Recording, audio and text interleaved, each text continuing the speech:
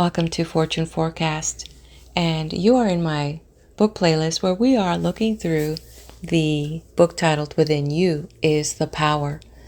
The book is in the public domain and it was written by Thomas Hamblin. We are now entering our final chapter, and I hope that you have found this book informative, maybe picked up a few good pointers, and provided more insights in your personal self-development. I have found a lot of confirmations and new ways of understanding old concepts, so I have so far enjoyed it very much. So let's dive into Chapter 13, Overcoming Limitations and Awakening Inward Powers. Limitations can be overcome through a realization of truth. When we say this is taken for granted that every effort will be made on the physical plane, it is necessary to bathe, exercise, and breathe fresh air in order to be well. It is equally necessary to work hard and to give the best of which we are capable in service in exchange for that which we receive in the way of supply, if we are to be successful. If you keep a gardener, you must pay him. The money that you pay him is part of what you have earned by the sweat of your brain. Therefore, you exchange the work of your brain for the labor of his hands, and you are mutually helped and helpful to one another, both giving and receiving, and each one serving life according to his ability. Taking all this for granted, we will pass on to the metaphysical side of our subject. This, by the way, is vastly the more important, but the outer, practical work is indispensable nevertheless. In order to overcome limitations, it is necessary to know the truth and to live in the consciousness of it.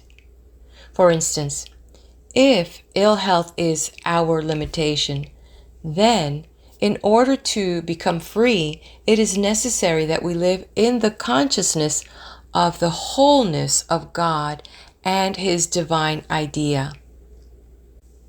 If our limitation be restricted means, it is necessary that we live in the consciousness of the inexhaustible and unlimited nature of the substance from which the Creator brings everything into manifestation. If our limitation is disharmony and unhappiness, then we must become attuned to the divine harmony in such a way and to such an extent as to cause it to be reflected into the outward life. No matter what our limitation may be, we can find liberation and deliverance by looking to our divine source, realizing that in the perfect reality, all our wants are supplied, and then living in the consciousness of this truth. Ill health is, apart from physical causes, an outward sign of an inward warfare or disharmony, caused by wrong thoughts, emotions, beliefs, and attitude of mind and soul towards life and God. In other words, the life is lived in an error consciousness of disease and sickness. First, the inward life has to be adjusted in such a way as to harmonize with the laws of our own being and the divine purpose of life. There must be an inward surrender to the love principle, after which the thoughts must be brought under control so that health-destroying emotions may no longer impair the health. Further, the whole consciousness must, as often as possible, be raised to a realization of the perfect wholeness which is the reality.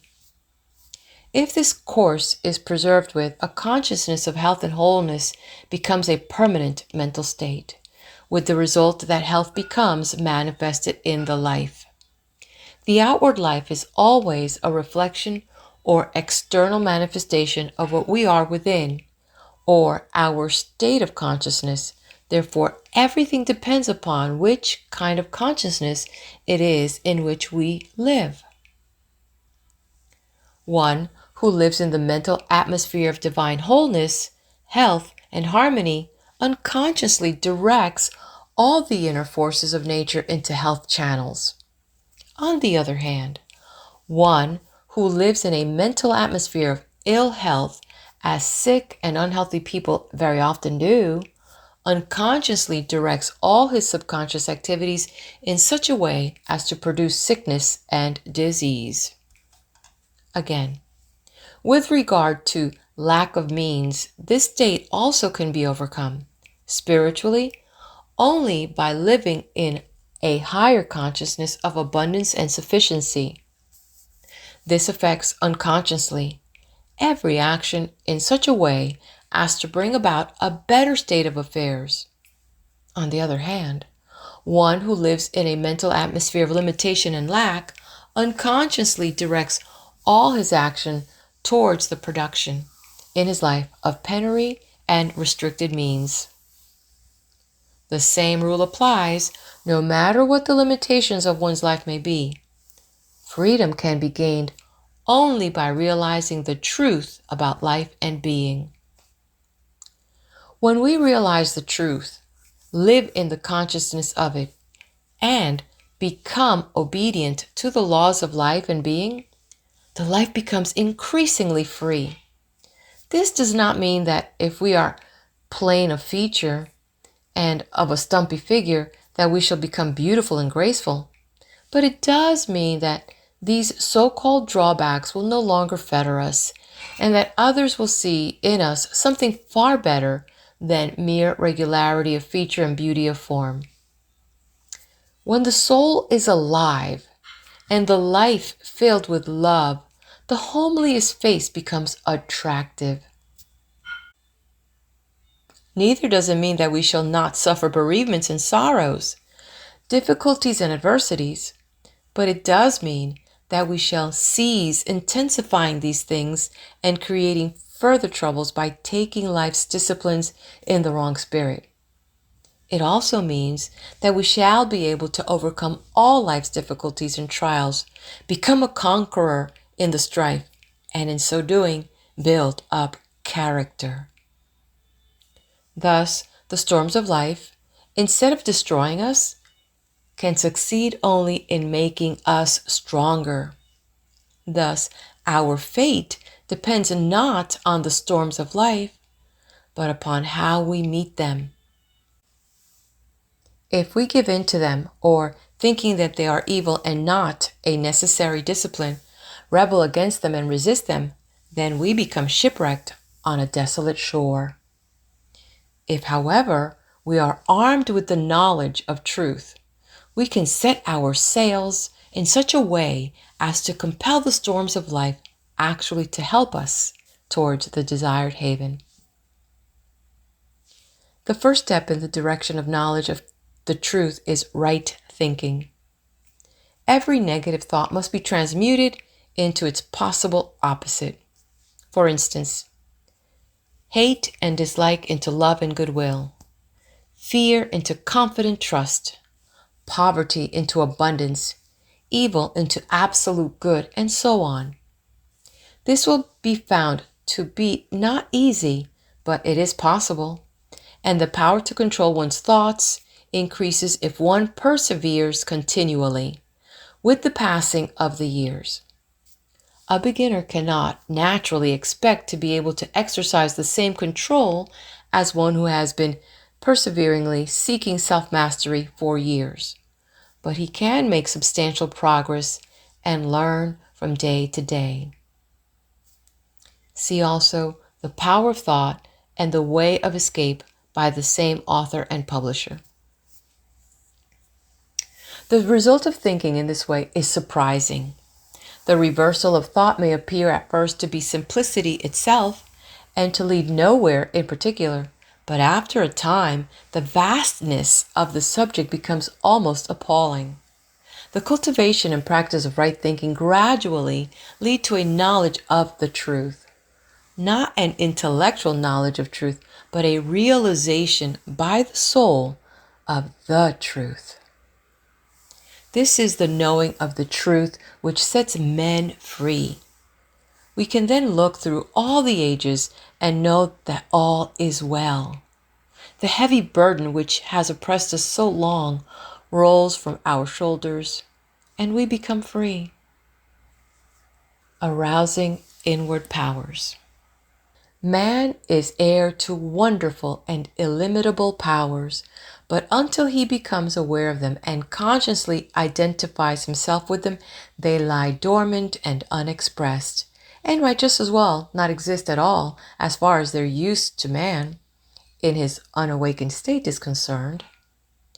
When, however, man becomes awakened to the great truth that he is a spiritual being, when he learns that the little petty self and finite personality are not his real self at all, but merely a mask to the real man, when he realizes that the spiritual ego, a true divine spark of or branch or twig of the eternal logos, is his real self, when he understands that his body is not himself, that his mind is not himself, that even his soul is not himself,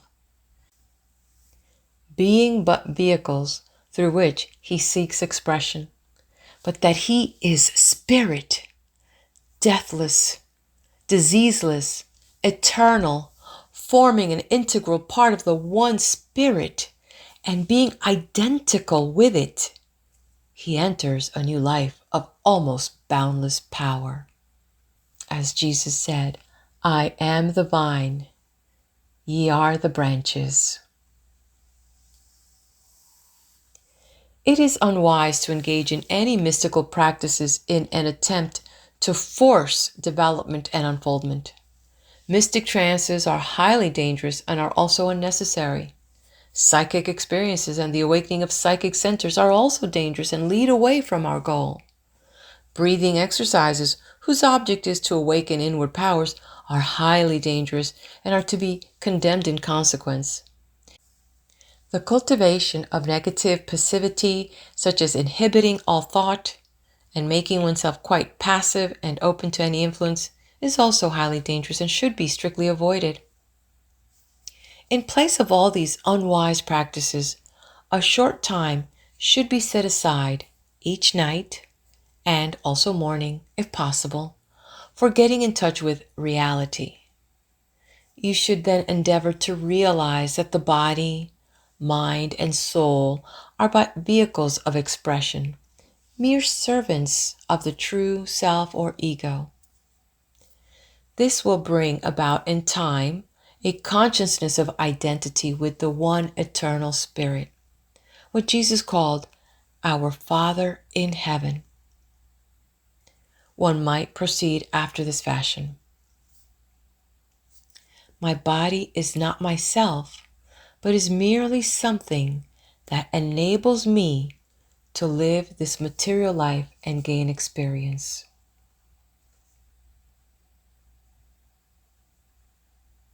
My mind is not myself, but merely an instrument which I use and which obeys my will.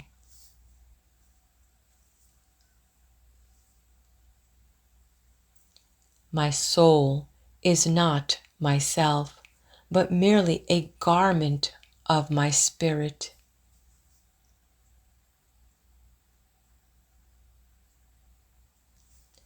My will is not myself, but is something of which I, the true self, make use.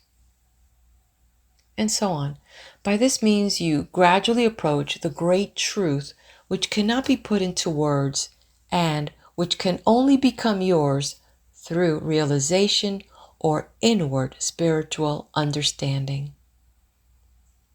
In addition, one can use a positive statement of truth reverently, but with full confidence, such as, "I am a branch in the true vine." In course of time, you will become possessed of a feeling of tremendous and unlimited power and security. This is a great responsibility, for this power must be used only in service and not for selfish purposes. If it is used for the acquisition of wealth and the gaining of temporal power, great disaster will be the inevitable result. Yet, if used aright, it is bound to have a great, though unconscious, influence for good on the life, and for this you are not responsible. Constantly endeavor to serve and bless others. Then, because you do not seek them, crowds of blessings will come into your life unbidden, great happiness being one of the chief.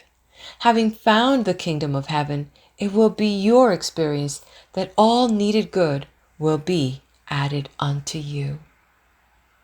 This power may also be used to strengthen character, to overcome in the conflicts of the soul, and to build up the spiritual body, which will be our vehicle of expression in higher realms. The end. And this concludes this chapter and the reading of Within You is the Power by Henry Thomas Hamblin. Thank you for joining me. Please hit the like button. Give me your feedback. What did you think of this chapter and the book in general? And subscribe to my channel. Hit that bell. That way you will get notified of any other upcoming videos I post. Be blessed. Till the next video.